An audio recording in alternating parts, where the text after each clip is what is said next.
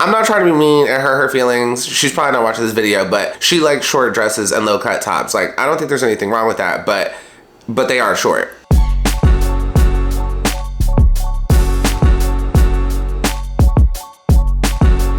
Hi everyone, my name's Dimitri and welcome back to DimitriTube. The Bachelor, Night 3. Let's talk about it. As always, if you're enjoying my videos, please go ahead and pound that like button, pound that subscribe button, and ring that notification bell. I'm a growing YouTuber and subscribes really help me out. So I'm gonna go ahead and say it.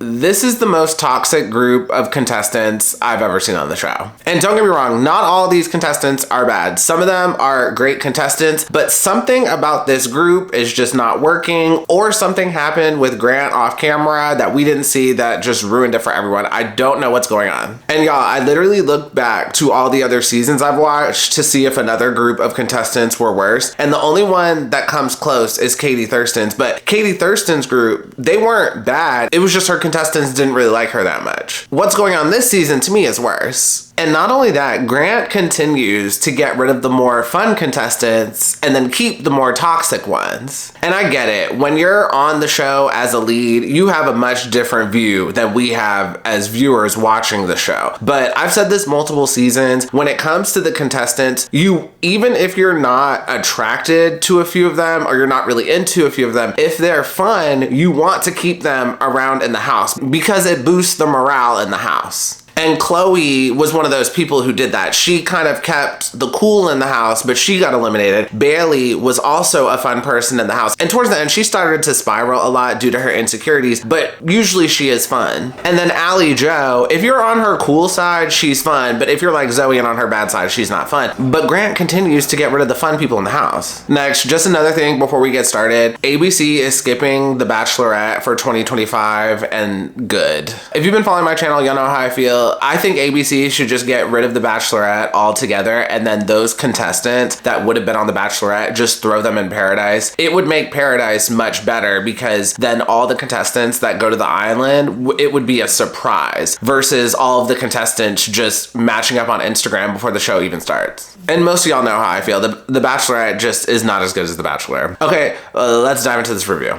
So the episode starts and we're still in LA. Like, what is going on? I feel like we should be in Des Moines, Iowa or Scottsdale, Arizona or something at this point. Also, in general, the dates this episode were just so low budget. We had a fake me out finance class, we washed dogs at a shelter, and we threw a house party. And not that like washing dogs at a shelter isn't needed for society, but the budget currently for this show seems to be on the floor. So for the first group date, they do the Bachelor School of Finance and they bring in a guy from Shark Tank and they also bring in Hannah Berner. The contestants answer random finance questions to get fake cash and whoever gets the most fake cash wins. And a good portion of the questions were serious, but the women getting the most cash for their answers were the ones with the funnest answers, not necessarily the correct answers. And they also made all the contestants put on these pantsuits at the beginning to like look more serious, and some of those suits were kind of cute. And one of the hosts, Hannah Berner, she's a comedian. She has a special on Netflix right now called We Ride at Dawn. And if y'all didn't know this about me, I watch a lot of stand-up comedy. I absolutely love stand-up comedy, and I do recommend her special. The only thing I will say about it though is she's a comedian, but I don't think she's that funny. Her special was fun, but I don't think she's that funny.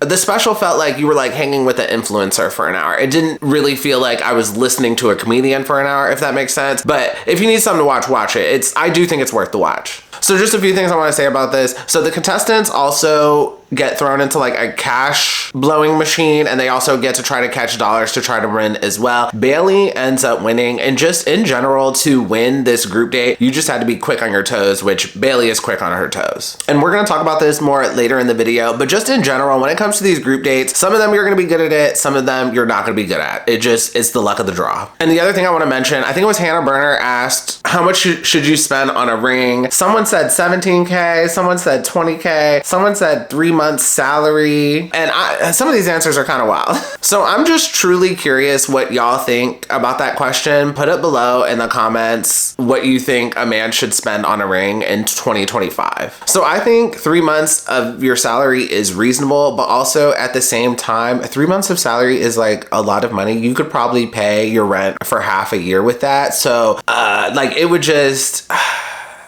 I don't know. And then somebody else said 17K and somebody else said 20K, which 17K is not far off from 20K, but let's talk about 20K real quick. So if you earn $100,000 a year, 20K is literally 20% of your annual salary, which I think is a little insane.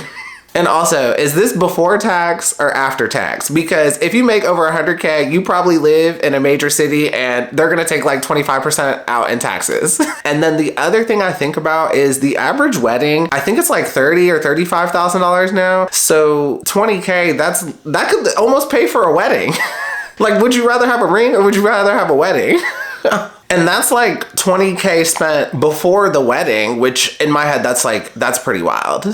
And sidebar, before the date even started, I really liked Natalie's outfit and I liked Zoe's dress too. And I'm gonna go ahead and say it. I like Zoe's dress, but it was a little short. I'm not trying to be mean and hurt her feelings. She's probably not watching this video, but she likes short dresses and low cut tops. Like, I don't think there's anything wrong with that, but they are short. After that, we move on to the night portion. I'm gonna talk about some of the one-on-ones and then I'm gonna talk about the drama. And first is Bailey. Bailey won the group date and she got some extra time with Grant, but her and Grant have like no connection. They're fun and they have great banter, but they have no connection. And I really did not like Bailey's dress. I thought it looked a little cheap. And please do not get my words twisted. I love a deal. I love a bargain. I love staying within budget. But there's ways to shop cheap, but not exactly have it look cheap, if that makes sense. Because I've seen people wear tons of designer brands and that don't look good, but they think it looks good just because it's designer. Like, it goes both ways. Next is Parisa, and she just continues to be weird. And she got the group date rose. Like, we're gonna see her again next week. I am shocked she made it this far. So her and Grant do Chubby Bunny, but they do it with Rice Krispie treats. You're supposed to do it with marshmallows, but I guess production just couldn't find marshmallows. But it's basically, you put one marshmallow in your mouth and say Chubby Bunny, and then you keep doing it until the last person can't do it anymore. And if you've never done this, I mean, just grab a friend and try it. I hate it. It's gross. So I don't like marshmallows, but like after a certain point, the marshmallows, like you're supposed to like kind of squeeze the marshmallows in your mouth. And at a certain point they start expanding. But when you say Chubby Bunny, they like go down your throat. It's like, it's quite the experience. If you like marshmallows, it'll be better. I hate marshmallows, so it's like gross, but it was weird they did it with Rice Krispies. Next is Juliana. They have a one-on-one and Grant tells her, I want to build our emotional connection because there's no problem on the physical side. That was just very confident of him to say, but it's true. They do have a lot of sexual chemistry. Oh, and another quick sidebar. There were like a lot of cute outfits this episode. I really liked Natalie's dress during the night portion. It was green. I don't know if it was a dress or if it was like a jumper, whatever it was. It was a really pretty shade of green. And then she paired it with like a messy updo. I really like this. I don't know if I liked it for the night portion of a group date. I think it would have been better for like a daytime look, but I still liked it. On to the drama. So all the contestants are sitting in a room waiting for their one-on-one with Grant, and Zoe gets emotional because she says she didn't have fun at the date, she felt awkward, and Grant didn't look at her the whole time. Y'all, I just can't feel bad for Zoe. You're upset because you didn't get attention? And yes, I understand you did not excel at the date, but that's the way this goes. Some dates you're gonna excel, some you're not. Like last time was a basketball date. You know, some of these contestants never played basketball a day in their lives, so they're probably not gonna excel at it, whereas you're a little more athletic, so you did excel at it. And then after that, the women like kind of break off in groups, and Serafina tells a few other contestants that Zoe's dress is really short. Zoe overhears this, but like there's no way she could have overheard that. I'm pretty sure a producer told her because they were really far away. Also, the contestants are mic'd up, so for editing purposes, ABC just like kind of turns up the mics, but there's no way she heard it from across the room. So I'm pretty sure a producer told her. It's possible another contestant told her, but most of the contestants this season want to keep the peace, so I just don't see that. Actually, scratch that. It's not that the contestants want to keep the peace, they just don't want to upset Zoe because they know she will just give tons of dramatics. So Zoe confronts Serafina and the other girls. She ends up spiraling and runs off, and Chloe tries to support her. Also, I don't understand why on this show women do not clap back. Like, if Serafina said my dress is short, I would have said like, oh, well, you're just mad because you would never look good in this. Like, you know, I would say something like that. Like, instead of clapping back, she runs off and cries. Like, I don't get it. Zoe ends up getting a one-on-one with Grant. She tells him about the situation, but doesn't tell who exactly said it. So now we're kind of on a goose chase. So then at the end of the day, Parisa gets the group date rose and Grant tells the whole group group. I heard there's belittling in the house. You need to be kinder to one another. And then the women are trying to figure out who said it. And then Juliana gets in a confessional and she says, I'm no detective, but I know it's Zoe. And then Juliana directly asks Zoe if she said something, and Zoe responds, I'm allowed to chat with what I want. So let's unpack this. Just a few things I want to say. First, it was really tough as us as viewers to get a good look at Zoe's dress, so I don't know if it was really short or not. This is just my opinion. If you can see cheek, it's too short. I feel the same way about people in the gym. If I can see cheek, it's too short. And then for a dress or a skirt, if you bend over and I can see cheek, it's too short. That is okay for the club or for the bar, but pretty much any other scenario, that's not okay. And this is the night portion of a group date on The Bachelor on ABC. Families are watching. If it's that short, it's too short. Next, at one point, Zoe, I think, was mad at Serafina over what she had said, and she was talking about her, and she says, you're not a girl's girl. If someone uses the term girl's girl, 99% of the time, they are not a girl's girl either. And Zoe very much is not a girl's girl. Zoe's mood is based on whether or not a man gives her attention. If that's not the most girls behavior, I don't know what is. Actually, that's probably worse. And then for the most part, I think all the contestants had fun on the date except Zoe. So then during the night portion, she gets emotional and starts crying because she didn't get attention from Grant. So she's like, oh, since I didn't get attention from Grant, I'm gonna bring down the whole mood for everyone, which is like the most not girls thing ever. And I could see if you were upset over not getting attention and maybe you pull one other contestant to the side and talk about it. But no, she pulled out all the dramatics, stormed off, said everyone was a mean girl, even though Chloe was consoling her, and she made sure she brought everyone down with her. And last thing I want to say about her, so when Juliana confronted her and asks who said something and Zoe wouldn't admit that she said something, that was the most Katie Thurston behavior I had ever heard. If you feel like you're being done wrong, why would you hide it and then tell Grant and make Grant go on a wild goose chase? Like, Katie Thurston's situation was a little different, but that's very much Katie Thurston behavior. And then fast forward to the next morning, Alex,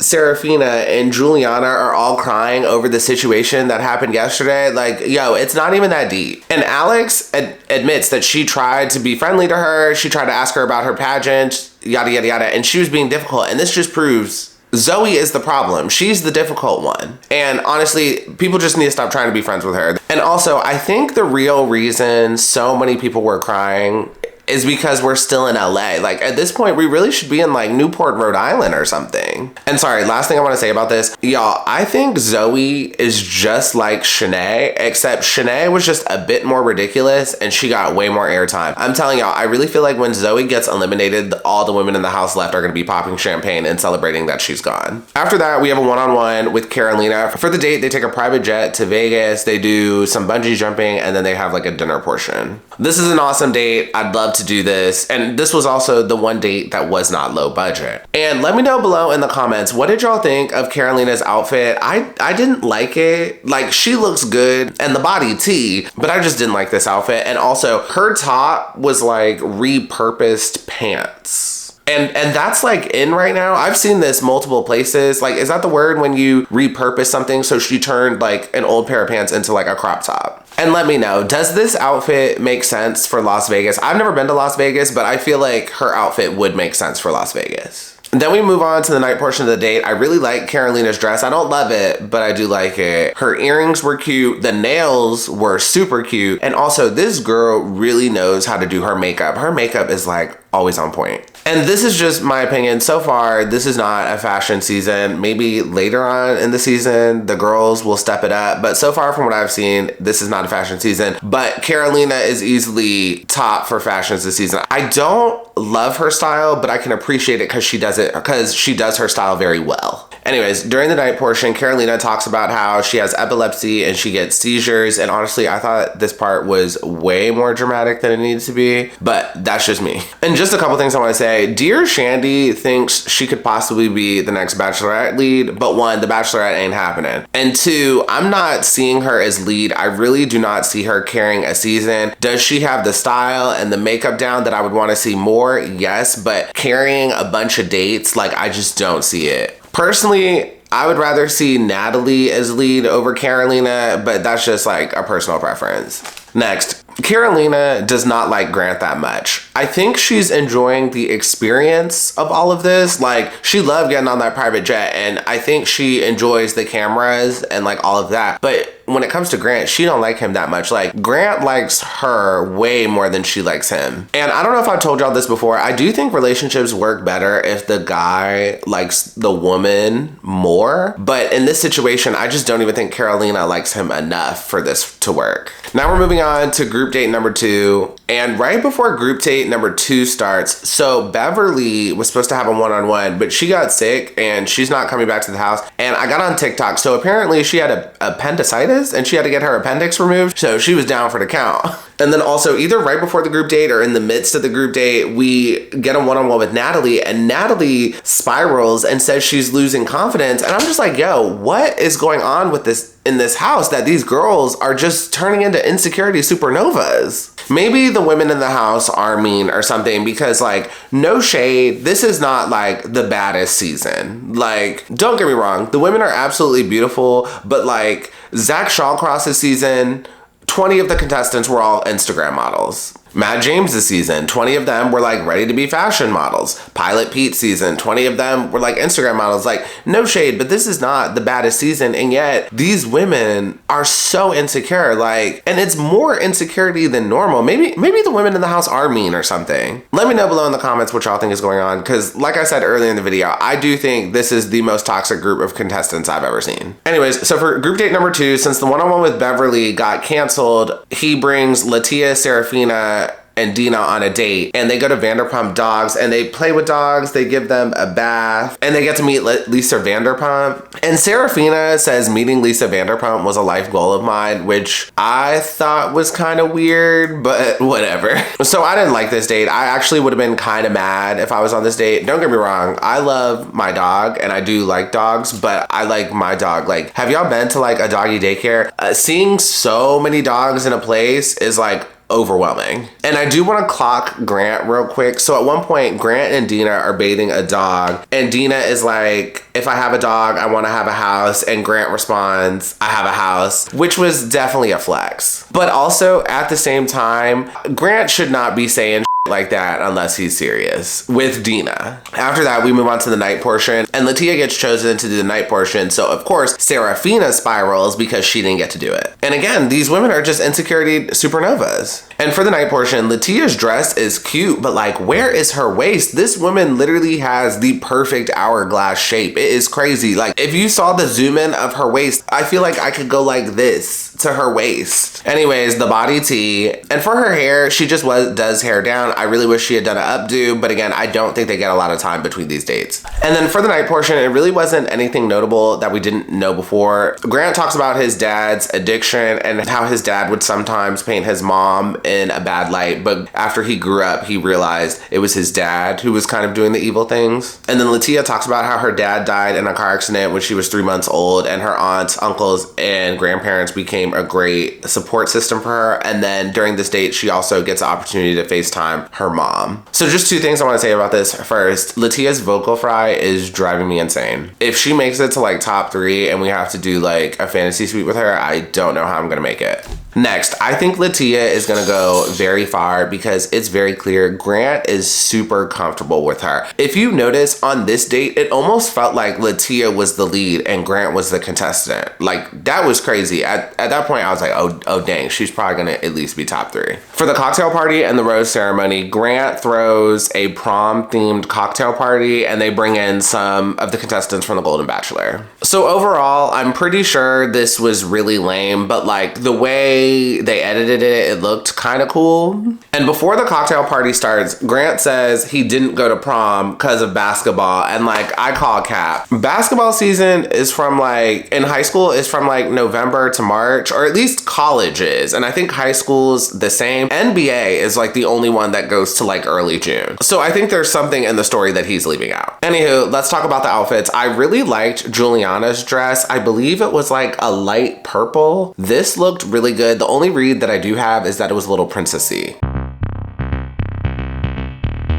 And yep, it's that time, outfit of the episode. For this week's outfit of the episode, I'm giving it to Carolina during the cocktail party. I'm not gonna talk really deep about this because this video is running long, but long story short, I just thought her dress was really pretty. So during the cocktail party, there weren't that many one-on-ones. Alex and Grant have a cute moment, but like, I'm kind of tired of her. And then Dina and Grant have a one-on-one. Dina has had some balloons and it's like, would you come to prom with me? And she asks him to prom. And then they're having a one-on-one. Grant asks her, how do you see us after this? And she says, I have a great job, I work for a great firm, I have a great salary, I could do another date. And Grant responds and says, it's different to date someone who's so successful. And I thought this was a red flag. First of all, I don't think Dina is gonna win, and she is gonna be torn up when she gets home. Like, I really think Grant needs to send her home sooner and decide, and not keep her in this competition for too long if he knows he's not gonna pick her, because I really think she is gonna be torn up if she loses. Next, Dina is not his type. Dina is very much a girl boss. And the fact that Grant says, I have not dated someone who's so successful, makes me feel even more that she is just not his type. And not to say Grant cannot date someone who's more successful, but again, to me, that tends to be the exception, not the rule. And for Grant specifically, I think I mentioned this on my first review, I don't think it's necessarily the fact that Grant is intimidated. It's just when you date girl bosses such as her, they expect a lot. It's possible Grant sees like he's just not the one for that. And no shade, I think she's from Chicago. So if she leaves Chicago to move to Texas, I really feel like she's gonna expect a lot from you. And if you do not deliver, she's gonna say well, I uprooted my whole life from Chicago to be with you, da da da. Like, it's one of those things where they frequently like use it against you.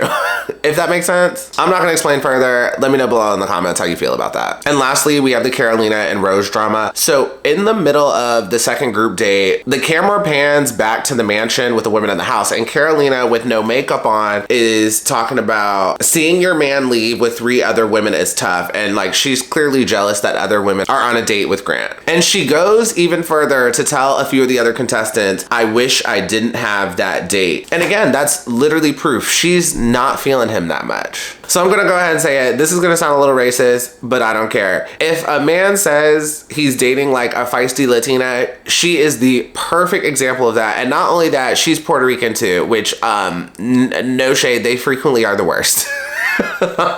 Girl, you just got a rose. You got to take a private jet to Las Vegas with Grant. You had an amazing trip, and now you're jealous of a few girls who get to wash dogs. And not only that, you got a one-on-one date. Some of these other contestants haven't had a one-on-one. You had a one-on-one while they had a 3-on-1, and now you're gloating about your date, saying, I wish I hadn't even been on the date at all. Like, you are doing absolutely too much. And not only is she a feisty Latina, that whole scenario just came off as just so ungrateful to me. And if she really liked Grant, she would not be acting this ungrateful. So then fast forward to the night portion, we find out that Rose and Carolina were talking one night previously, and Rose says that Grant told her while Carolina was dancing with Grant, Rose claims that Grant said he wished he was dancing with Rose. I think I said that correctly. Later on, Grant ends up confronting Rose about this, and Rose says, I thought that's something I heard you say. And Rose doesn't necessarily deny it, but she does say, I was at a low point when I did tell her that. And Rose does apologize to Grant for her actions, but she didn't really seem that sorry to me. So just a few things I want to say about this. First, I don't know what is going on this season, but the women are just spiraling in insecurity. Rose admits, I said this because I was at a low point. And I'm like, what is going on in this house that has all these women so insecure? Next, Rose got a little too comfortable with the enemy. Rose forgot that yes, these women in the house need to be your friends, but you're also competing for the same guy. So her telling Carolina, oh yeah, yeah, when you were dancing with him, he was wishing he was dancing with me. That just was not the right move. That honestly was very amateur hour for her to say. Next, I thought it was a little weird that Carolina was bringing this up. Carolina got a one-on-one before Rose. Carolina got a rose this week before Rose. So is that not enough confirmation to Carolina that Grant really likes her? So I understand why Carolina brought it up to Grant. It was bothering her, but let me know below in the comments. Would y'all have brought this up? Because I feel like Carolina should have just distanced herself from Rose and just told Rose, like, I just didn't like the comment you made. Like, was bringing Grant and all this like really necessary? And again, this really shows me that Carolina really doesn't like Grant, because I feel like she may have kind of worked with a producer to kind of orchestrate all this drama so she could stay relevant, because she doesn't even like Grant anyway. Also, throughout a lot of this, Carolina seemed really tipsy as well. But through all of that, both Carolina and Rose ended up staying. And like I've said before, Grant really likes Rose. I think he wants to take her to the fantasy suites. And thank God, next week we're going out of the country. The producers need to like sage that house down, because I don't know where all this toxicity is coming from, but it's gonna get even more toxic because Chloe, Allie, Joe, and Bailey all got eliminated, and they were three of the girls who were kind of cool and keeping the peace in the house. So the house is probably gonna get more toxic. And one last thing, Zoe does have a one-on-one, and she says she made sacrifices for school and she didn't have a prom date because she's a nerd. And like I told y'all before, I knew it. She was a complete nerd in school, and then like at the age of 21, she discovered hair and makeup. She confirmed that for me, which I knew it. And that's all I got. If you enjoyed this video, please go ahead and pound that like button, pound that subscribe button, and ring that notification bell, and I will see you all next time. Have a good one. Bye.